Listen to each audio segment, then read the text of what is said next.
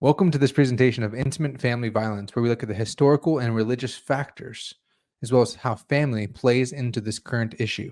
I'm Todd Smith, creating this video to support undergraduate students in understanding this complex topic through my graduate studies at Grand Canyon University, where we'll apply the lens of Christian worldview to determine how this type of violence affects the family and the ways in which family can support each other during these hard times. What is intimate partner violence? Intimate partner violence is abuse or aggression that takes place within a romantic relationship. This can include both current and former spouses, as well as people dating each other. Intimate partner violence can range from one single issue to a chronic issue spanning over many years. It does not simply refer to physical attacks of violence, but also psychological or verbal abuse that's meant to harm the partner either emotionally or mentally. In addition, forcing a partner into non-consensual sex, even including sexual text messages known as sexting, can fall into this category as well.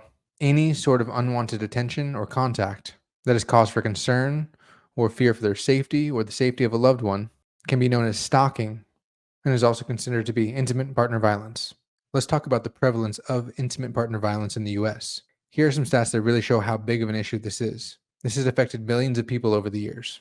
1 in 4 women and 1 in 7 women experience severe intimate partner violence in their lifetime. More than 61 million women and 53 million men have experienced psychological aggression from their partner. 16 million women and 11 million men have reported experiencing intimate partner violence before the age of 18. This is known as teen dating violence. The CDC collects data through the National Intimate Partner and Sexual Violence Survey and has reported that approximately 41% of women and 26% of men have experienced sexual violence, physical violence, or stalking from their intimate partner. Intimate partner violence has an intense and lingering effect on families. Often this leads to trauma and creates further problems such as anxiety, depression, and PTSD. These can turn into long-term or lifelong issues if not addressed properly. Treatment of both injuries and psychological issues can lead to increased medical costs as well as missed time at work, causing lost wages and a significant economic strain. In addition, this leads to instability in the home, both through the financial situation as well as through the undermined parent roles that create a toxic home environment. Negligence, abuse, or being in a toxic environment can create impaired psychological or emotional development and end up leading to a cycle of abuse that perpetuates itself over generations. Kids mirror the actions of their caretakers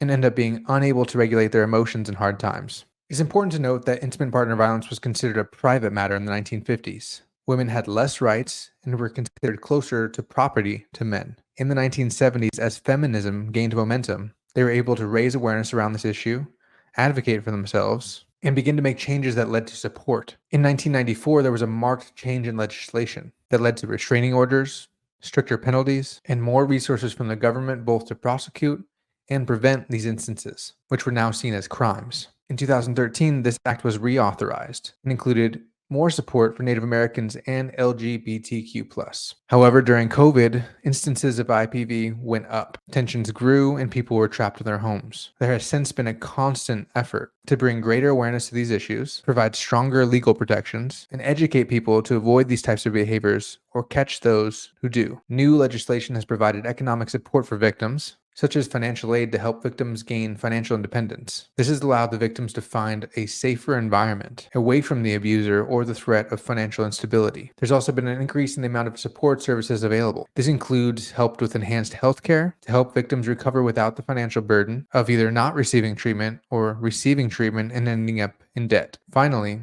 an increase in awareness of this issue allows for the prevention and quicker recognition of such problems so that solutions can be found quicker, and victims are more willing to speak up now. This allows families that are toxic to separate, repair themselves, or rebuild new families with people who are more appropriate partners. In the Christian worldview, sadly, there can be many factors that lead to the perpetuation of IPV. It is noble that the church recommends successful marriages and traditional family structures. However, it may lead to a stigma in which families feel pressured to stay together and viewed as failures for ending marriages, even if they are abusive. There may be a certain spiritual guilt associated with separating, or a fear of divine disappointment, and therefore causing an obligation to stay together. The Christian worldview also promotes a great deal of resilience and forgiveness for sins and dealing with suffering. which, although well-intentioned, could pressure victims into maintaining these abusive relationships. In addition, the patriarchal views that have persisted in this religion and are more traditional would make it more likely that these matters would be kept private. One of the problems is that clergymen are not trained to notice this, nor to provide advice on separating. Their role is to preserve marriages. A great solution would be to train these men to notice these types of things and provide the proper guidance and support for these victims. There is also a great need for faith-based support, such as support groups and shelters that all share the same values, so that victims feel like people can resonate with their hardship and understand their worldview. Families are a powerful force that can help provide a positive force for social change in the context of intimate partner violence. Families can help to educate each other on what's normal and abnormal in relationships, spot the warning signs, and seek help. IPV is still a current issue, especially as COVID caused a regression and the social change we had accomplished. However, through families and through the faith, we can work towards continued improvement with this issue. The possibility for improvement is incredibly hopeful. It will take the collective effort of both society and every individual to ensure that we can stop this violence. Thank you for watching this presentation. I hope you've learned a great deal about intimate partner violence, the religious worldview, and how we can help to provide support through families, as well as the change that this has made on families since the 1950s to now. Thank you.